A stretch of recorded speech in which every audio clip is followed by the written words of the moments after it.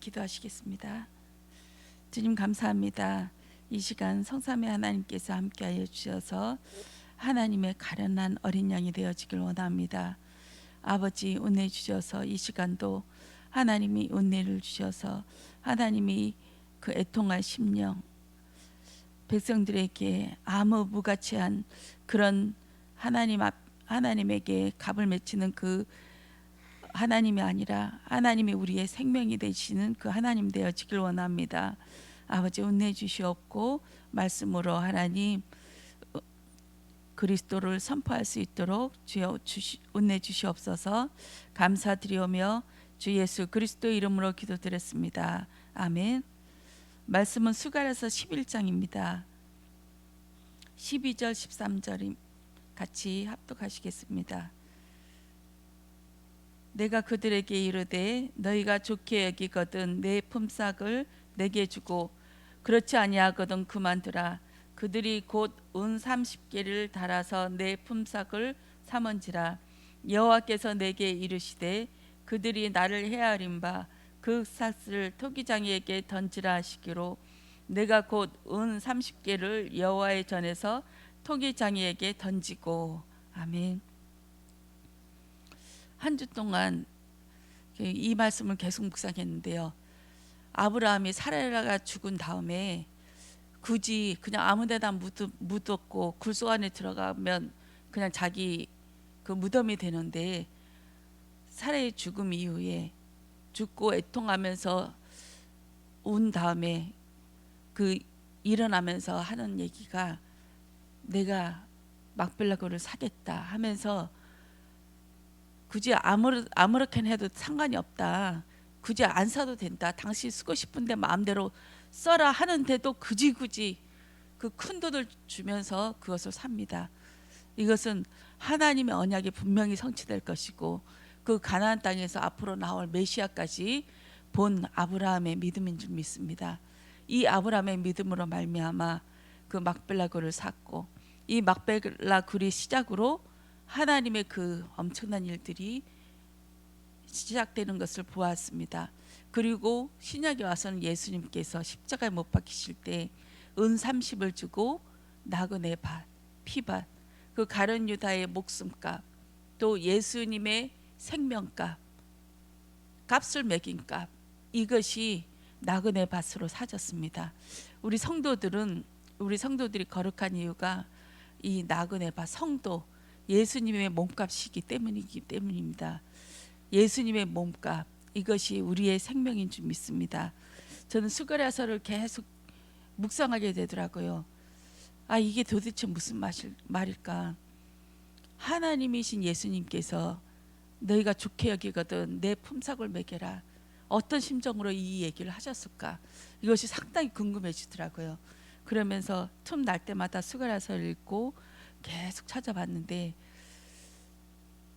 며칠 전에 제가 너무 속상하고 짜증나니까 제가 툭 내뱉은 말이 그 다음날 새벽이 전인 치유였어요. 새벽 예배 때. 그 전날 너무 신경질 나고 화나니까 그 다음날 제가 이런 생각을 하더라고요. 도대체 나는 뭐야? 도대체 내 남편한테 나는 어떤 존재야? 종이야? 노예야? 도대체 나는 이 사람한테 뭐야? 하면서 신경질이 팍 나면서 이런 생각을 하면서 계속 되물어지더라고요. 그러면서 수가랴서를 보니까 하나님의 심정이 이거였지 않나. 도대체 나는 너희들에게 뭐냐? 값을 매겨라 하면서 세 목자에게 세 명의 그 기름 부음 받은 자, 왕, 제사장, 선지자, 하나님의 메신저들에게 하나님께서 애통해하고 하나심에 사는 짜증 섞인 말이었습니다.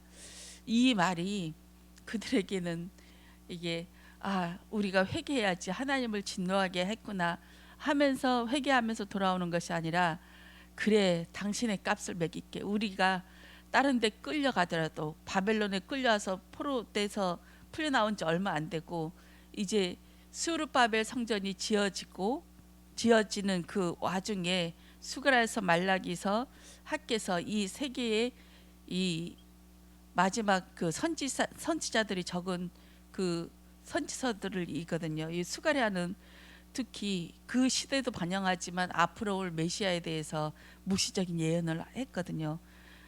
근데 회개하면서 돌아오는 것이 아니라 하나님의 값을 매겨버립니다. 하나님의 값. 그것이 우리를 종처럼 이제 노예처럼 팔리고 또 죽게 되는 이 우리들의 현 사정을 하나님의 값으로 매겨버립니다. 그게 은 30이죠. 종이 굶어서 기근으로 전쟁을 해서 죽은 그 값을 하나님 앞에 당신의 값어치는 이거야. 우리한테 이것이라 이렇게 하나님 앞에 고합니다. 고하고 난 다음에 하나님께서는 또 이것을 받아치시죠. 그것을 토기장이에게 던져라.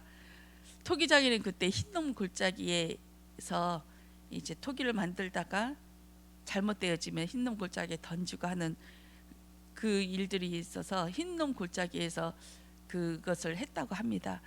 그 흰놈 골짜기가 어떤 것입니까? 그곳에서 자기 아들을 불에 태워 죽이고 시체들을 거기 파묻고 또 짐승들 하나님 앞에 제단으로 바쳤던 그 쓰레기들을 거기 흰몸 골짜기에 갖다 버리는 악월 골짜기, 모든 쓰레기의 투석, 지옥 같은 그곳이거든요. 거기에 토기장이가 있는데 하나님은 그 토기장에게 던져버립니다. 이거 주거니 받거니 하는데 여기에서 저는 무엇의 은혜를 받았냐면 11장 4절에 보면 여호와 나의 하나님이 이르시되 너는 잡혀 죽을 양떼를 먹이라 하면서 두 목자에게 이렇게 얘기합니다. 그리고 세 목자에게 이제 하나님의 진노에서 이 너희는 도대체 나를 어떤 값으로 매기냐, 좋게 여기던 값을 매기고 그렇지 않으면 관들아 했을 때 이 세 목자, 하나님의 기름 부음 받은 자, 왕, 제사장, 선지자, 이 목자들에게 하신 말씀이거든요. 그리고 하나님께서, 하나님이신 여호와 예수 그리스도께서 두 막대기를 취하여서 이것을 꺾고 또 나중에 이 세 목자들이 은 30을 매겼을 때 또 연합이라는 막대기를 또 꺾어버립니다. 그럴 때 이 어린 양이 또 나오거든요. 11절에 보면 당일에 그 폐함에 내 말을 지키던 가련한 양들은 이것이 여호와의 말씀이었던 줄 안지라.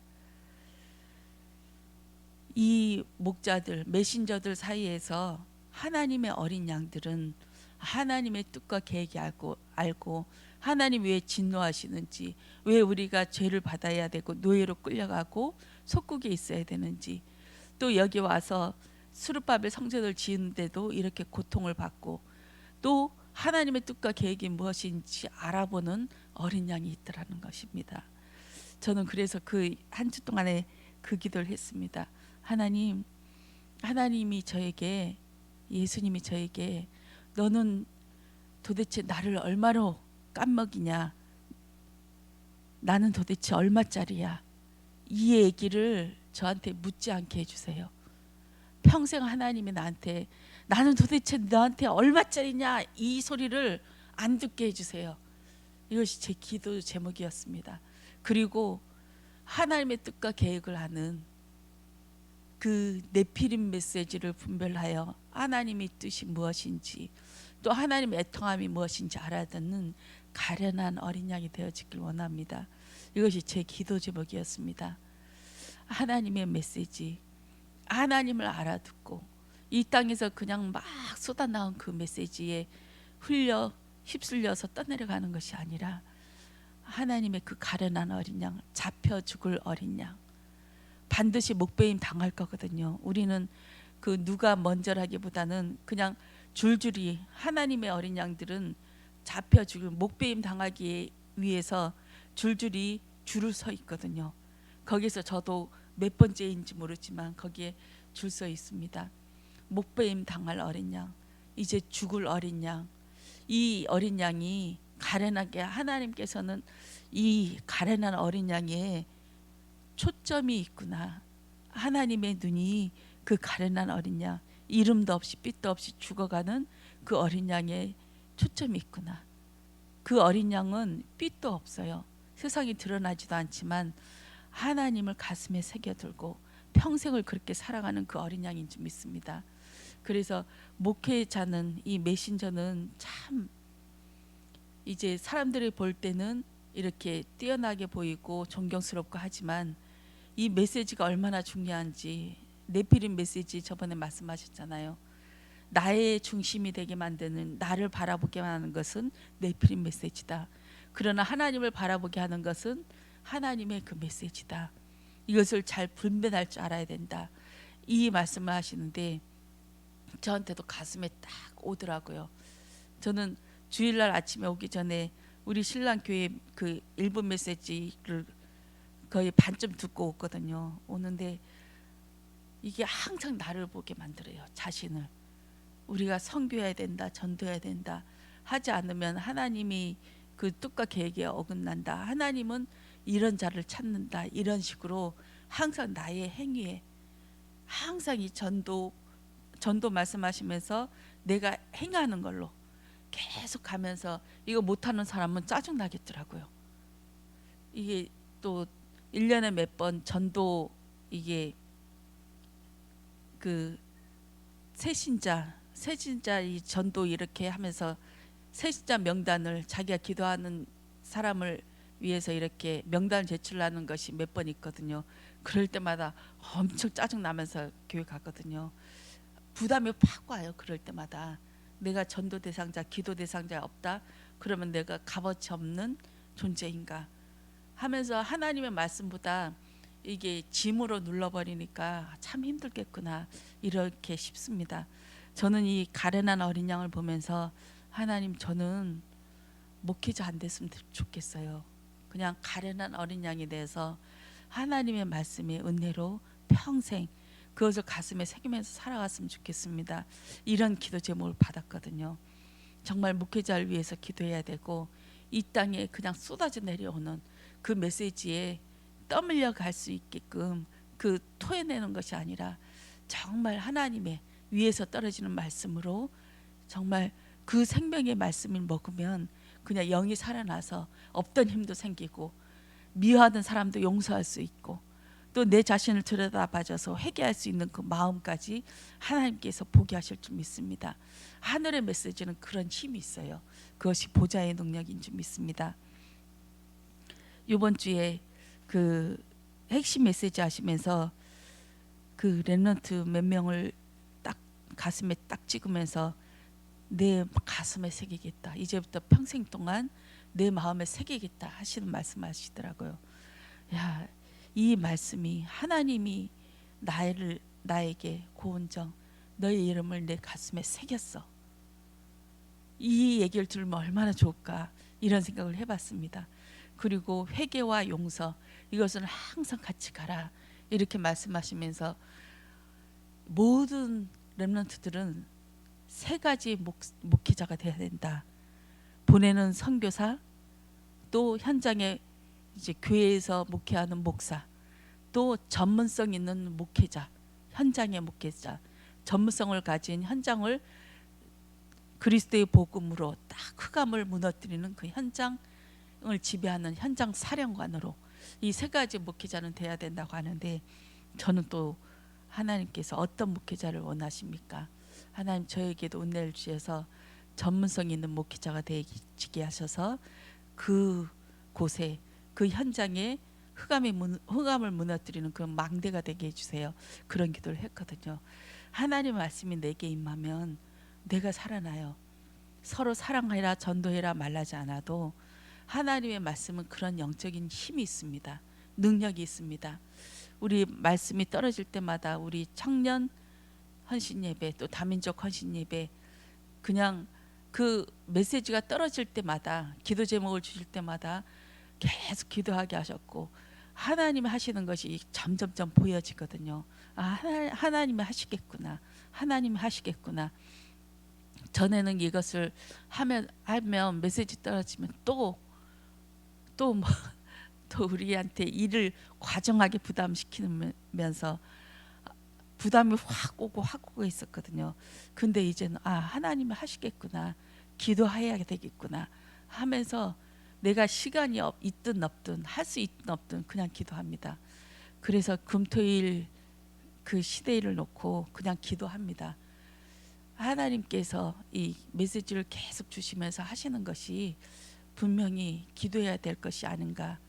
내가 할 수 있다 없다 이 차원을 떠나서 기도해야겠구나.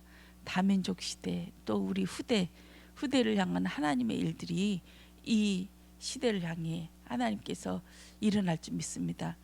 일주일에 한 번 와서 이 아이들에게 잠깐 1시간 정도 10분 20분 메시지에서 바뀔 애들이 아니죠. 우리 다민족도 마찬가지고 하나님께서 이 금토일 시대를 통해서 이게 메시지를 하라는 것이 아니라 포럼 계속 이 아이에게 무엇이 들어갔는지 하나님이 어떤 것인지 분인지 또 내가 받은 하나님 그리고 이 아이들이 하나님의 받을 그 언약의 메시지 그것을 계속 확인해 주면서 마음을 트는 작업 이것이 금토일 시대가 아닐까요? 우리 오늘 2부 예배에 줄 따라 갑니다. 이때 중요한 일이 또 벌어지고 맙니다. 이 여기 강단에서 쏟아지는 메시지보다 1대1로 손잡고 걸어가는 대화 속에서 이 아이들의 고민이 무엇이며 우리 성도님들의 고민이 무엇이며 이것을 계속 토해낼 수 있는 편안한 그런 사역자들이 되어지고 그런 분위기가 되어지길 원합니다. 기도하겠습니다. 주님 사랑합니다. 우리에게 하나님 은혜를 주셔서 이 시대를 볼 줄 아는 불쌍하고 가련한 잡혀 죽을 어린 양이 되길 원합니다. 하나님 은혜 주시옵소서. 하나님께서 우리에게 나에게 너의